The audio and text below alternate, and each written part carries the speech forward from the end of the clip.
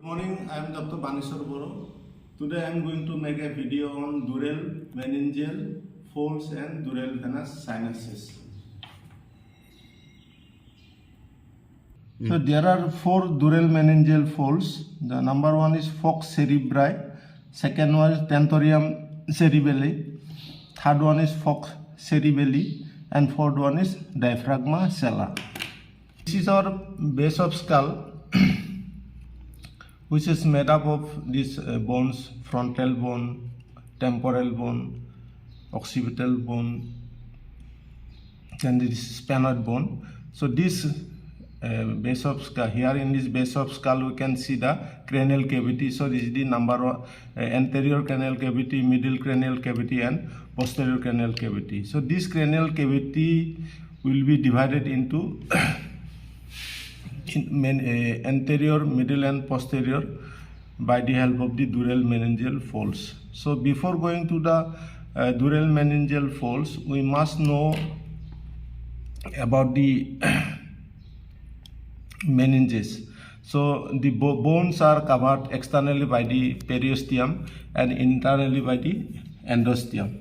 So this endosteum, inner covering of these bones, cranial bones, and this outer covering, that is the pericranium or periosteum, is continuous with each other in this foramen magnum. So this is the foramen magnum. So in this foramen magnum, though the periosteum and endosteum is continuous with each other.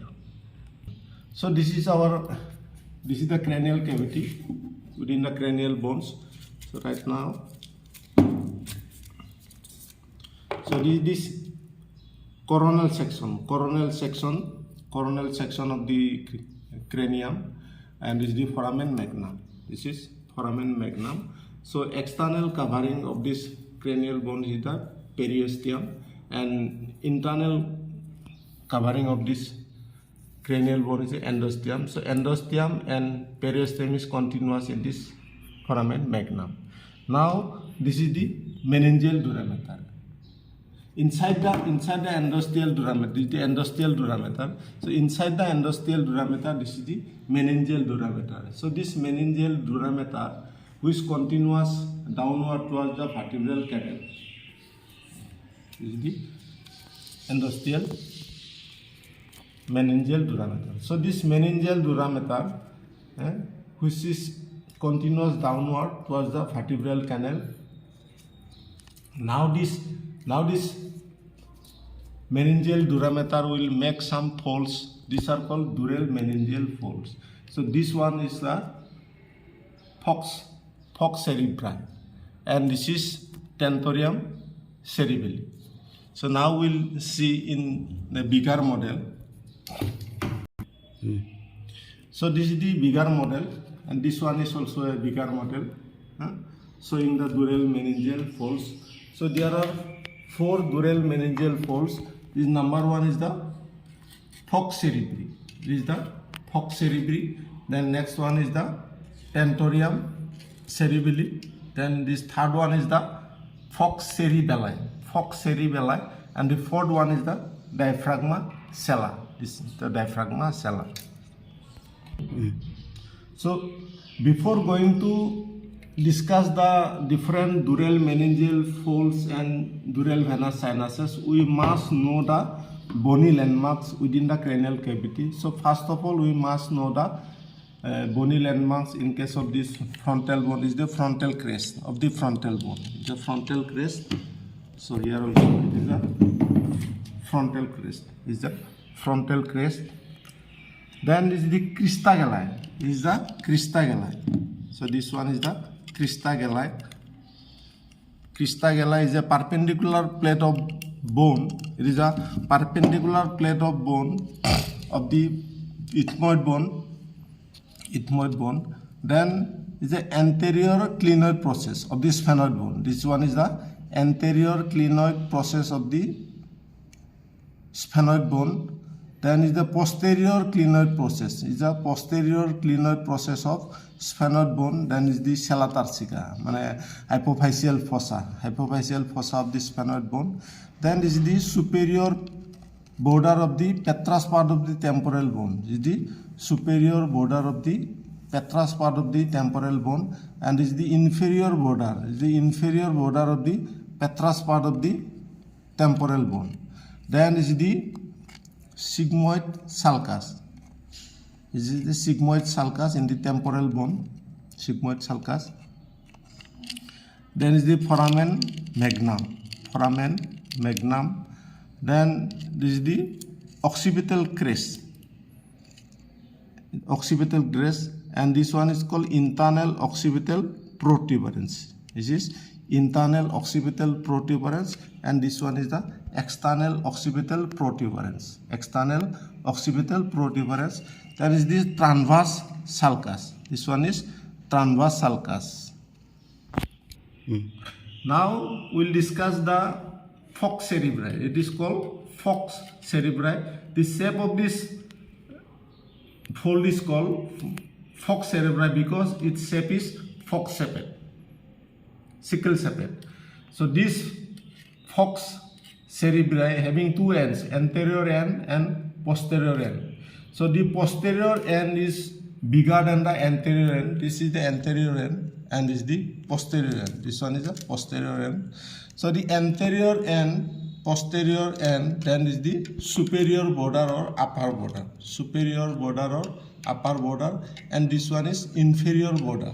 This is the inferior border or lower border. This anterior border, anterior end, this anterior end is attached in the crista galli. It is the crista galli. Anterior end, this anterior end is attached in the crista galli. Then is the posterior end. So the posterior end lies at the level of internal occipital protuberance. This is the internal occipital protuberance. So this is the posterior end. So the posterior end is attached. Posterior end is attached over the tentorium cerebelli. This one is the tentorium cerebelli in the midline. So posterior end is broad, which is attached over the tentorium cerebelli in the midline at the level of internal occipital protuberance. So this is the internal occipital protuberance. Then this is the upper border. Upper border. So upper border is attachment is divided into three parts: anterior part, posterior part, and middle part. Anterior part of the upper border is attached in the frontal crest of the frontal bone. This is the frontal crest. The frontal crest of the frontal bone, anterior part. Then this posterior part, the posterior part of the upper border is attached in the occipital crest, above the internal occipital protuberance. Above the internal occipital protuberance, this is the occipital crest. Then this middle part, the middle part of the upper border is attached in the parietal suture. This is the parietal bone. So in this parietal suture, this is the upper middle part of the upper border. Now come to the lower border. The lower border is concave. The lower border is concave and the upper border is convex. The lower border is related with the corpus callosum. Is related with the corpus callosum of the cerebral hemisphere. So here you can see this is the right and left cerebral hemisphere, right cerebral hemisphere and left cerebral hemisphere. So this is the gap. This gap is called superior longitudinal fissure. It is the superior longitudinal fissure. So in this superior longitudinal fissure, this is the location. This is the location of the fox cerebri. The fox cerebri separates right and left cerebral hemisphere lying in this gap. This gap is called superior longitudinal fissure. Then this lower border, the lower border of this fox cerebri is related with the corpus callosum. So this is the corpus callosum. This is the corpus callosum. Corpus callosum.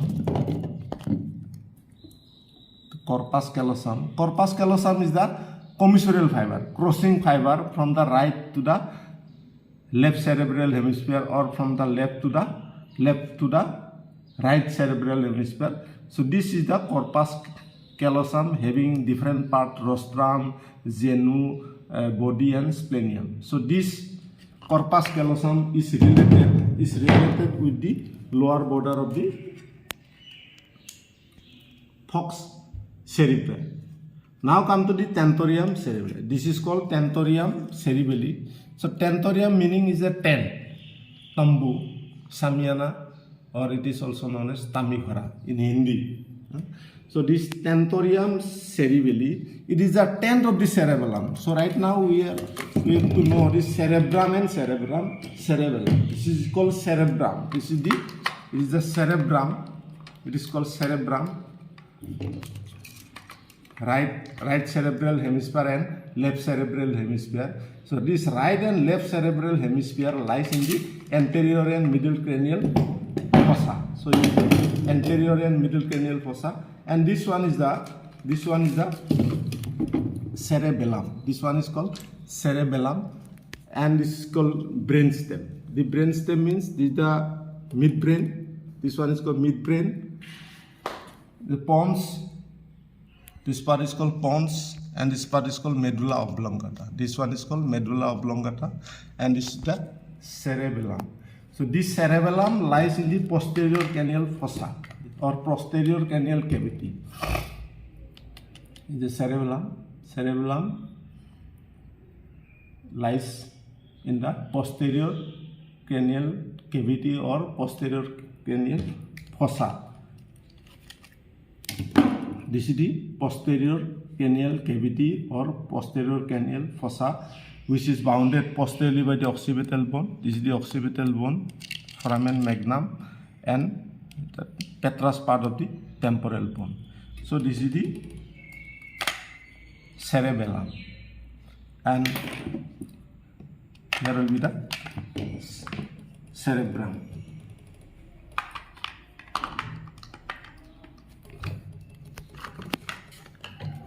Cerebrum and cerebellum. So this cerebrum and cerebellum is separated by this tentorium cerebelli. Is the tentorium cerebelli. So the different parts, now come to the different parts of the tentorium cerebelli. So this is the most anterior end, and there is a U-shaped nodes. This is the U-shaped nodes, and it is a free border. This free border showing the U-shaped nodes. So these nodes or this gap is due to the presence of midbrain. This is the midbrain. It is a midbrain. Due to the presence of midbrain, so the tentorium cerebelli is not complete. Suppose this is our brainstem. This my left thumb is the brainstem, midbrain, pons, and medulla. So due to the presence of this brainstem, so this tentorium cerebelli is not complete. So there will be a U-shaped nodes. That is called free border of the tentorium cerebelli. Now this is called attached border. This is the attached border. This one is the attached border. So this attached border is divided into two parts: anterior part and anterolateral part and posterolateral part.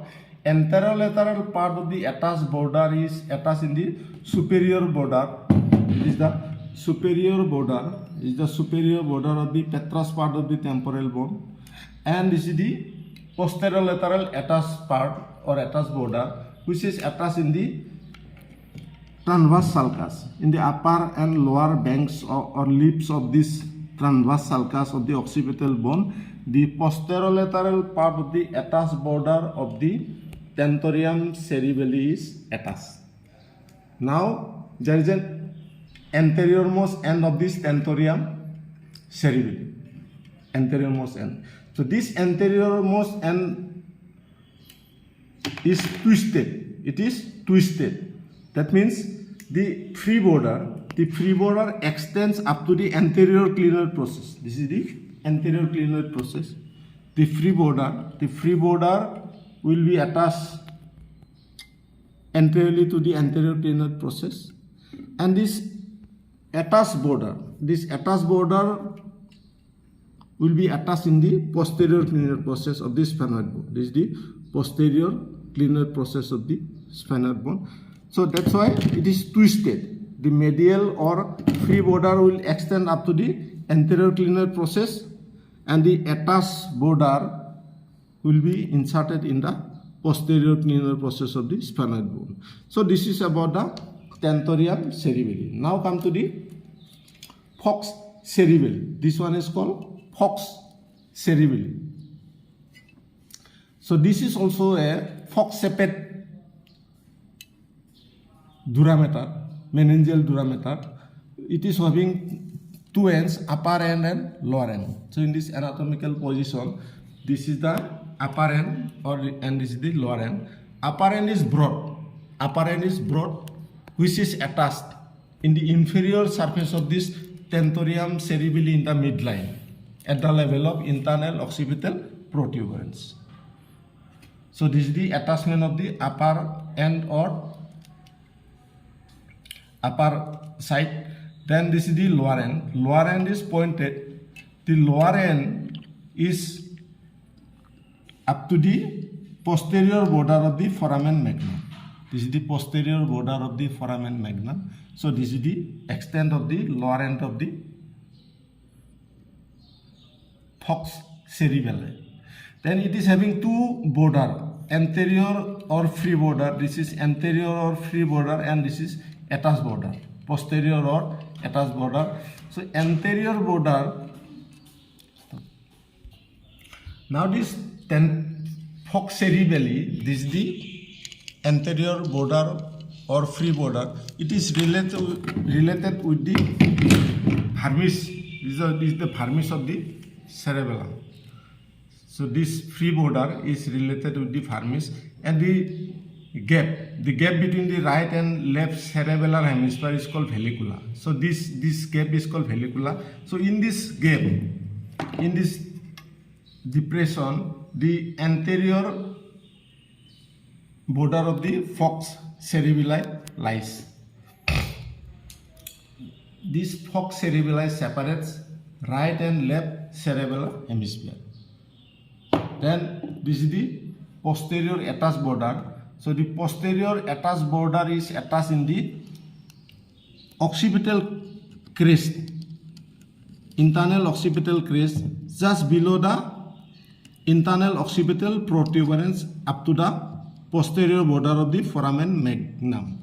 So this is the attachment of the fox cerebelli. Now come to the fourth one. So this one is called diaphragma sella. This one is called diaphragma sella. Diaphragma sella having a hole in the center. So this hole in the diaphragma sella is for the infundibulum of the pituitary gland. Infundibulum. So this is the fourth dural meningeal fold diaphragma sella. So it occupies, it covers the sella turcica or hypophyseal fossa. That's why its name is diaphragma sella. Now we'll discuss the dural venous sinus. So these blue color structures, are called dural venous sinuses, and these are the veins. So here dural venous sinuses, these are number 1, superior sagittal sinus, inferior sagittal sinus, transverse sinus, sigmoid sinus, cavernous sinus, straight sinus, superior petrosal sinus, inferior petrosal sinus, and the veins. The veins are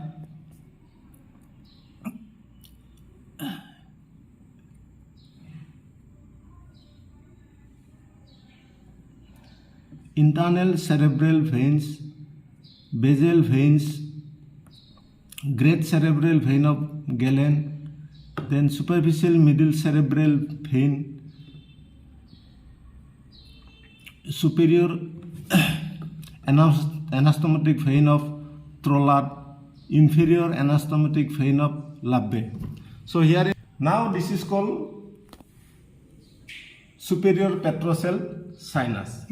So here in this model, so it is a triangular gap. This is a triangular gap. So this triangular gap, and this is also a triangular gap. So this triangular gap is called superior petrosal sinus. The superior petrosal sinus is bounded inferiorly by the right and left meningeal durameter, then superiorly by the endosteal durameter. So this is a triangular gap. This triangular gap is called superior sagittal sinus. Then this one is called inferior sagittal sinus. So this inferior sagittal sinus is the continuation of this meningeal durameter. And is the transverse sinus, which is bounded externally by the endosteal durameter. This is the endosteal durameter, and superior and inferior layer of meningeal durameter. So this is called transverse sinus. Now this is the superior sagittal sinus. It is lying in the superior border of the falx cerebri. It is arranged in a sagittal plane, and it is a dural venous sinus. That's why its name is superior sagittal sinus. The superior sagittal sinus starts from the foramen cecum. So this is the foramen cecum. This is the foramen cecum. The foramen cecum is in between the frontal crest of the frontal bone and crista galli. This one is the crista galli of the ethmoid bone. In between these two bony prominence, this is the foramen cecum. In this foramen cecum, there will be the lodgement of emissary vein. That emissary vein comes from the upper lip. This is the upper lip and nose. From this area, upper dangerous, that's why it is called dangerous area. So the upper lip and nasal area. So this is drained by this emissary vein. So this emissary vein lies in the foramen cecum. So from this foramen cecum, this is the starting of the superior sagittal sinus.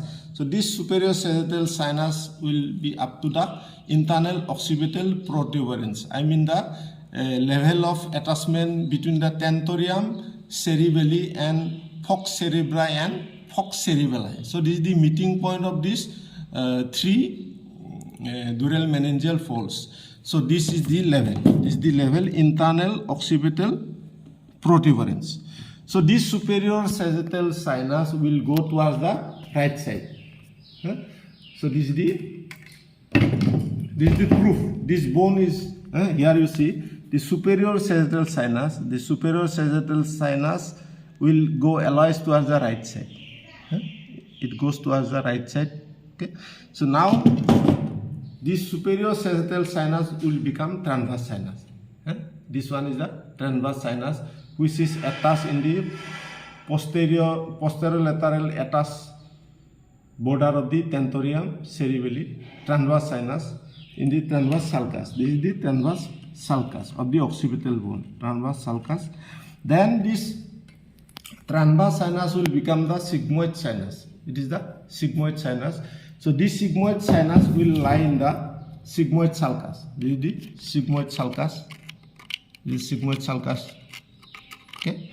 Now this sigmoid sinus will end in the jugular foramen. This is the jugular foramen. Sigmoid sinus ends in the jugular foramen. Then it becomes the internal jugular vein. It becomes the internal jugular vein. Now come to the inferior sagittal sinus. This is the inferior sagittal sinus. Inferior sagittal sinus lies in the lower border or inferior border of the falx cerebri. Okay. Now this inferior sagittal sinus will meet with the great cerebral vein of Galen. This one is called great cerebral vein of Galen. So these are the veins. So this is the right and left internal cerebral vein. The right and left internal cerebral vein coming from the ventricles of the brain. Ventricles of the brain through the transverse fissure, just below the splenium of the corpus callosum. Then it is joined by the right and left basal vein. Is the right and left basal vein. So this right and left basal vein comes from the base of the brain. So this right and left basal vein joins with the right and left internal cerebral vein to form the great cerebral vein of Galen. Now this great cerebral vein of Galen will meet or join with the inferior sagittal sinus to become the straight sinus. So this is the straight sinus, and the straight sinus lies in the junction between the posterior end of the falx cerebri and upper surface of tentorium cerebelli in the midline. Now this straight sinus will go up to the internal occipital protuberance. This is the internal occipital protuberance. Then it takes a left turn. It takes a left turn, being the left transverse sinus. It is the left transverse sinus.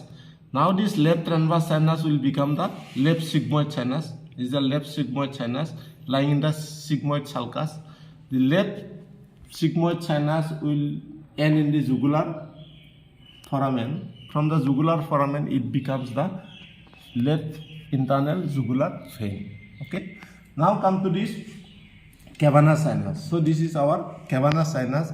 The cavernous sinus lies just lateral to the sella turcica or hypophyseal fossa. It is the sella turcica or hypophyseal fossa. Just lateral to this hypophyseal fossa or sella turcica. This is the cavernous sinus. Okay, sir? Cavernous sinus. Now the cavernous sinus will get many more tributaries. So these are the tributaries of the cavernous sinus. The tributaries are retinal vein, ophthalmic veins, superior and inferior ophthalmic veins. Then sphenoparietal sinus is the sphenoparietal sinus, which is attached in the lesser wing of the sphenoid bone. This is the lesser wing of the sphenoid bone. Then the middle meningeal vein. Then this is the emissary vein. So this emissary vein is coming from the pterygoid venous plexus. So this emissary vein transmits through the foramen ovale. So here will be the foramen ovale. Then this is called superficial middle cerebral vein. This one is the superficial middle cerebral vein. Then there is the anterior and posterior intercommunicating cavernous sinus. Then basilar venous plexus will also drain in the cavernous sinus. So now the blood of this cavernous sinus will be drained to the proximal part of the sigmoid sinus or distal part of the sigmoid sinus or to the proximal part of the internal jugular vein. By this one is called superior petrosal sinus. So this superior petrosal sinus is lying or located in the superior border of the petrous part of the temporal bone. So this is the superior border of the petrous part of the temporal bone. That's why its name is superior petrosal sinus, which is just in the anterolateral attached border of the tentorium cerebelli that connects or drains the blood of the cavernous sinus to the proximal part of the sigmoid sinus. Then this one is called inferior petrosal sinus. This inferior petrosal sinus is in the inferior border of the petrous part of the temporal bone. This is the inferior border of the petrous part of the temporal bone. So the nomenclature itself is the name. The inferior petrosal sinus, it is in the inferior border of the petrous part of the temporal bone. This inferior petrosal sinus drains the blood of the cavernous sinus to the distal part of the sigmoid sinus or proximal part of the internal jugular vein. Okay. Now come to these are the anastomotic vein. So these anastomotic veins are in the subarachnoid space of the cerebral hemisphere. This is the anastomotic veins. So these anastomotic veins are divided into superior. This is a superior anastomotic vein of Dural. This is called superior anastomotic vein of Dural, and this is called inferior anastomotic vein of Labbe, and this one is called superficial middle cerebral vein. So these anastomotic veins are actually in the subarachnoid space, but once it drains in the superior sagittal sinus, it becomes subdural. That's why whenever there is a road traffic accident, so this attachment, I mean the draining part of this anastomotic vein to the superior sagittal sinus is damaged. That's why there will be subdural hemorrhage. Now this is superior sagittal sinus. The superior sagittal sinus is having the many more tributaries. Number one tributary is the anastomotic vein. This is the anastomotic vein, superior anastomotic vein of Dural. Then is the emissary vein coming from the scalp, from the dangerous layer of the scalp. So this is the emissary vein in the midline. Then is the diploic vein. So the diploic vein comes from the cranial bones. Diploic vein. Then this is called arachnoid granulation. So arachnoid granulation is the finger-like projection of the arachnoid matter draining to the superior sagittal sinus, draining the CSF. So now there is a right circulation and left circulation. So this superior sagittal sinus goes towards the right side. This is the right transverse sinus. So this is the called right circulation, and the straight sinus. The straight sinus goes towards the left side. That is called left circulation. So this right circulation is bigger. So as per this bone, you see the superior sagittal sinus will go towards the right side, being the right transverse sinus. So this one is bigger. This one is bigger than this left. The left means the straight sinus. The straight sinus goes towards the left side, left transverse sinus. So at the level of internal occipital protuberance, this is the internal occipital protuberance. So this right circulation and left circulation is connected by confluence of sinuses. This is called confluence of sinuses. I mean, this is the connection between the right and left circulation. Confluence of sinuses at the level of internal occipital protuberance. Okay. Now this is called occipital sinus. So this occipital sinus is in the posterior attached border of the falx cerebelli. This is the falx cerebelli. So this occipital sinus lies in the occipital crest. This is the occipital crest in between the internal occipital protuberance and foramen magnum. So here will be the occipital sinus. So the occipital sinus is drained by the cerebellum, then this falx cerebelli. Now the blood of this occipital sinus may drain according to their pressure. So it may drain superiorly to the confluence of sinuses. The occipital sinus blood may drain superiorly to the confluence of sinuses or to the right and left internal jugular vein by the internal vertebral venous plexus. This is called internal vertebral venous plexus, which lies in the border of this foramen magnum. So this is about the drainage of the occipital sinus. So now the importance of this venous drainage within the cranial cavity is very, very important, because clinically we see the cavernous sinus thrombosis. This is the cavernous sinus and this is the sigmoid sinus. So this is the sigmoid sinus. The lumen or the size of the sigmoid sinus is big, and the size of the cavernous sinus is also big. That's why whenever there is a stasis of blood, so there will be thrombosis. That is called cavernous sinus thrombosis and sigmoid sinus thrombosis. So this is the location of the sigmoid sinus. This is the location of the sigmoid sinus. So due to the bigger lumen of this cavernous sinus and this sigmoid sinus, there will be sigmoid sinus thrombosis and cavernous sinus thrombosis. So this is about the dural meningeal fold and dural venous sinuses. Thank you.